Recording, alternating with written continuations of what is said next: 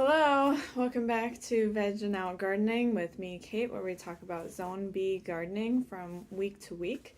It is January 29th, 2022, and it is the first week of seeding.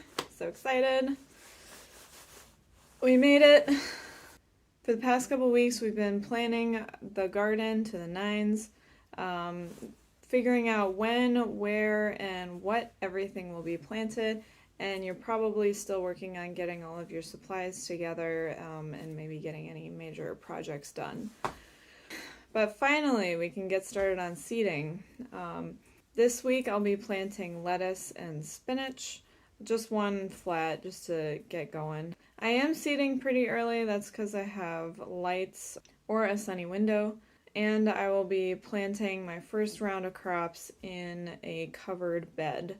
I'll be planting my second crop in our uncovered beds, but having the lights and the covered beds allows me to get started a lot sooner. But all of that planning is really going to pay off, and really one of the main reasons why I do plan my garden so much over the winter is to be able to focus all of my anxious gardening energy into productive work for the garden.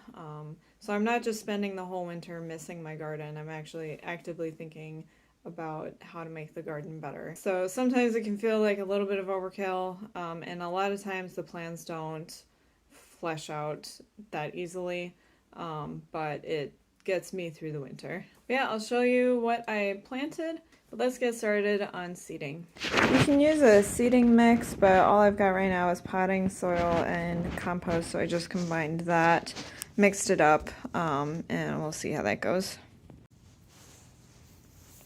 You gonna help me out? Oh, now you're all dirty. Cool.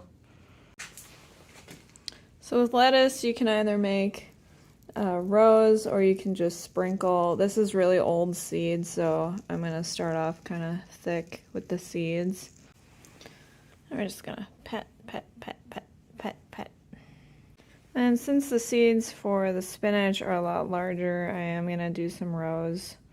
And the spinach might take a little longer to germinate, but it should be okay. I don't want to make a full flat of each. And you just tuck them in. And pet.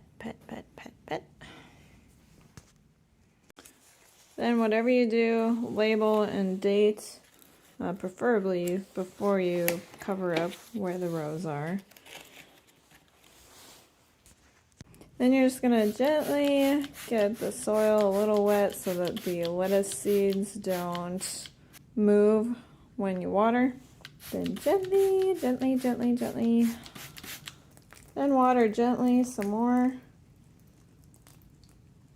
Then cover to keep it humid. Then place it in a relatively dark, warm area until the first seeds germinate. Once you finish seeding, try and remember to record all of these dates and quantities. It will come in handy when you're trying to implement all the plans that you have figured out and be able to plan better for next year. Next week, I'll be planting my first crop of indeterminate cherry tomatoes and indeterminate plum tomatoes or paste tomatoes. I'll probably seed a lot more than I'll use just to make sure that enough seedlings survive in case anything goes wrong and I don't have to buy any planted vegetables. Yeah, if you have any questions about getting started on seeding or when to start seeding, let me know. But I will see you next week. Thank you. Bye.